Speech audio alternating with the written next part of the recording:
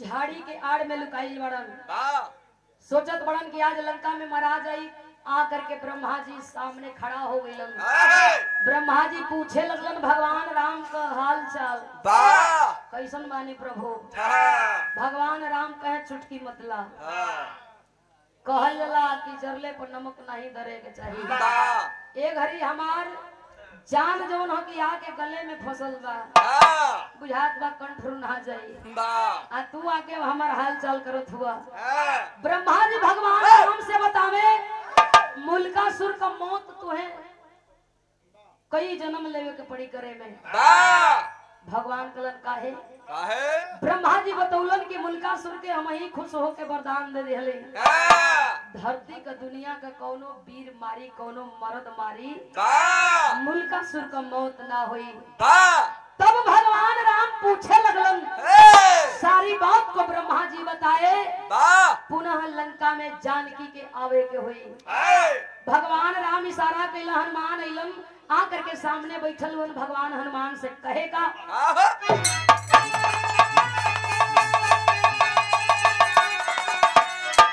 अरे हनुमान से करते राम जिक्रिया दरिया लागे हम ना जीतब लंका का समरिया दरिया लागे।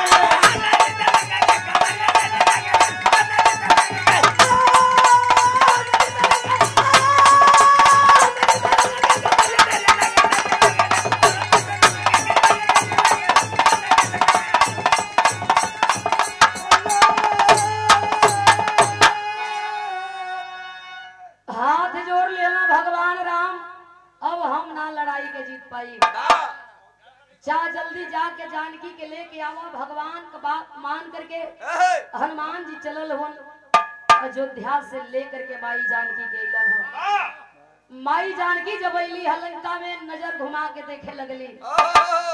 जवन सेना जहाँ गिरल तहाँ गिरल बा जे जहे भाग के खड़ा बा वही भगल बा। केहू पहुंचे लगली है आवे में लेट हो गई। लगत बा कि भगवान राम के दानव खा गई। दू लाइन आल्हा में बतावल गई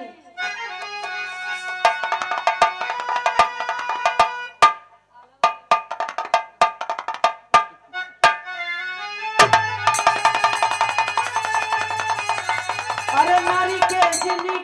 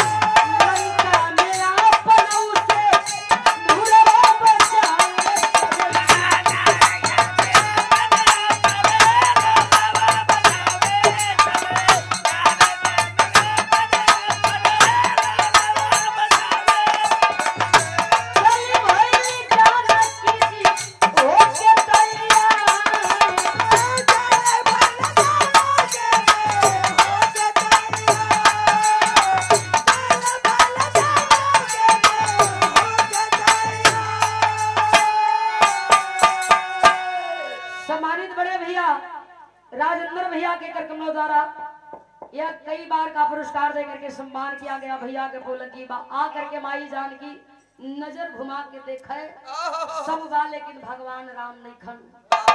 क्रोधित हो गई माई जानकी आग बबूला हो गई। चंडिका रूपी अवतार के धारण कैली हो।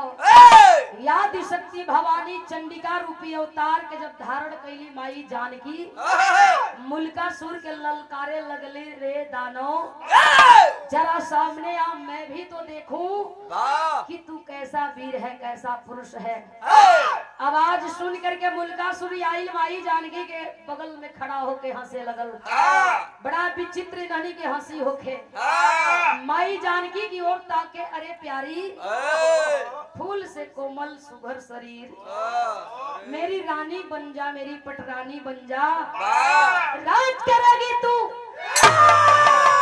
माई जानकी निकाल लेती है तलवार को, ललकारे लगली जैसे प्रभु राम से लड़ाई कैला बेटा वो सही हमहू से लड़े के होई। आज वो पछाड़ देबा खुशी खुशी तुहार रानी पटरानी जवन कहबा स्वीकार कलई। माई जानकी का चैलेंज स्वीकार करते हुए मुल्कासुर लड़ाई करे बदे रणभूमि में आ गई। और जब मुल्कासुर लड़ाई करे बदे रणभूमि में आई बा तो माई जानकी और मुल्कासुर के बीच का लड़ाई कैसा होत बा आखिरी भाव हो।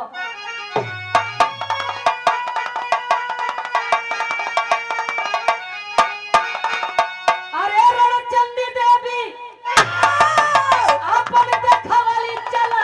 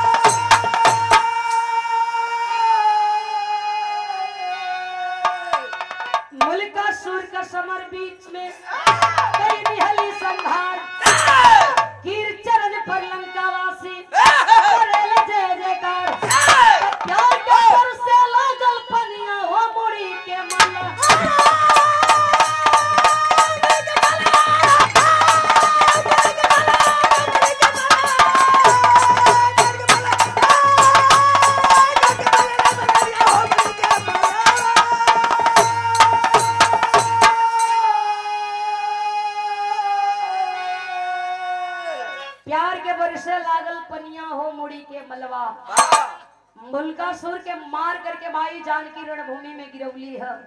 हाथ में खपर भुजाली एक ही आवाज, रक्त दो मुझे मुंडमाला दो, मुझे रक्त दो मुझे मुंडमाला दो।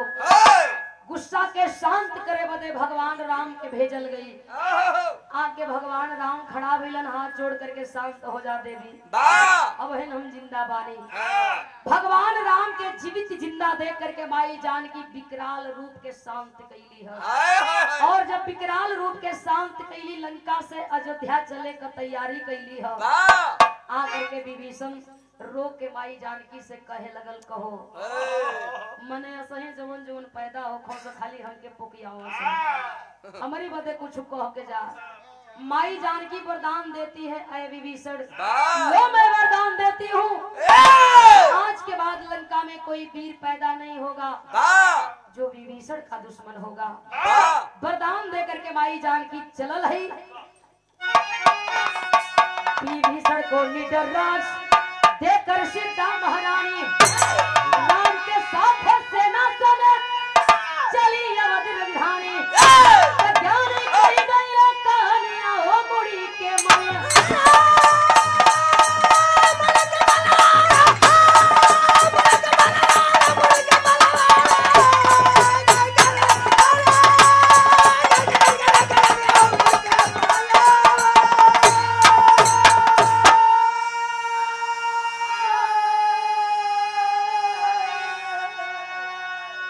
ज्ञानी कही गई ले कहानियां मुड़ी के मलवा। माई जानकी अयोध्या अली है भगवान राम हनुमान के और सेना समेत। जब जानकी भगवान राम हनुमान सेना समेत जब अयोध्या अली है, धूप दीप जला करके माई जानकी का लक्ष्मी रूप में स्वागत कइल गई। पटाखा फोड़ करके घी के दिया जला करके भगवान राम के भी स्वागत सम्मान कइल गई। अब ही 9 दिन के नवरात्र बीतल, फिर दीपावली बीतल, एकादशी भी बीत गई, छठ माई के त्योहार भी खत्म हो गई। अब आखिरी में हुए गोधन बाबा जब कुटैलन तब पीड़िया माई हो गईलन। अब वह पीड़िया माई रह गई बड़ी। अरे सवा महीना टगल है वही पर। आखिरी भाव हो कहल जाला ए बाबू, जेकर जैसन कर्म होला ओके वैसन फल मिलेला। कर्म प्रधान विश्व करी राखा, जो जस करनी तस फल चाखा। आखिरी भाव हो गुरु बिहारी गुरु गणेश गुरु रामलाल गुड़कारी स्वर्ग से चंद्रिका कवि और बच्चन जी परे पुजारी हो।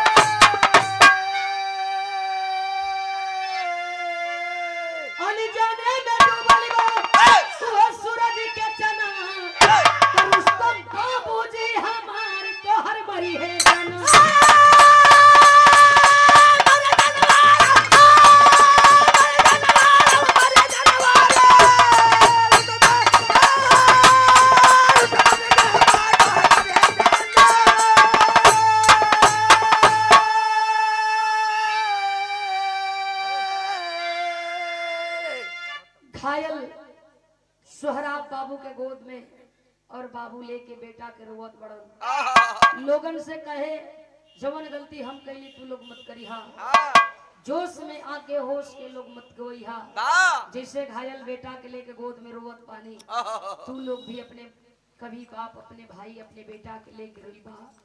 गोदिया में उठा के लेके चलल चाहत बड़न, बेटा के इलाज कराई बेटा बच जाए। लेकिन वहाँ बेटा बाप के गोद में दम को तोड़ दिया। बेटा का दाह करके चलल हुन तहनी माँ से मिले बदे। देख के तहनी माँ रुस्तम पहलवान के हंसे लगल, साहब बड़ा दिन के बाद अइला, बिटिया जवान होगी रहल, डोली में बैठा के विदा कर देली। बात सुन करके रुस्तम पहलवान रोवत बड़न तहनी माँ की ओर, टुकुर टुकुर ताके रे तहनी माँ। तो उस दिन भी झूठी थी और आज भी झूठी है। हमें पता चल गई कि बेटी ना बेटा भई लहल, जो ना बेटा के अपने आपी हाथ से मार के दाह के आवत बानी। तहनीमा बात के सुन करके रोवत बा, छाती पर मुक्का मार के पश्चाताप करे, सोचे मालिक कवन बिगाड़ कैले बानी की ई कुल दिन देखे के बाद। सोचत बा कि चिट्ठिया में साफ लिख दी बेटा भई बा, कहीं रहत बेटा जिंदा रहत। रुस्तम पहलवान सोचे लड़े से पहले एक बार बात सुन लेती तो हमार बेटा हमारे सामने जीवित जिंदा रहत। कहल जला ये बाबू अब पछताए क्या हो, तो जब चिड़िया चुप गई बिना विचारे जो करे सो पाछे पछताए। कोनो काम इंसान के सोच विचार के करे के चाही कि हम जोन करत हई एकरे आगे के रिजल्ट कैसन होई। बाऊ समझ के जिंदगी है। कोनो कहले रहल का हो कि हमरे घर के पिछवाड़े से हाथी उड़त जात रहे। वाह बाप रे बाप। तो कोनो ओहू ले बड़ा चतुर चढ़ा करल, कल हाँ हो कलिया सजिया के हमरे तरवा पर बैठल है।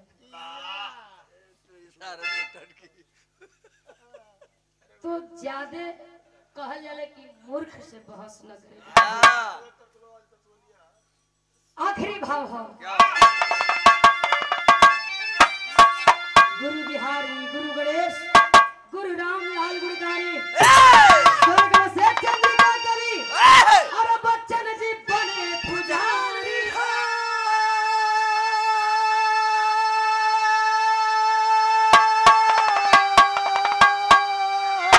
जवानी खून खंजर पर चढ़ी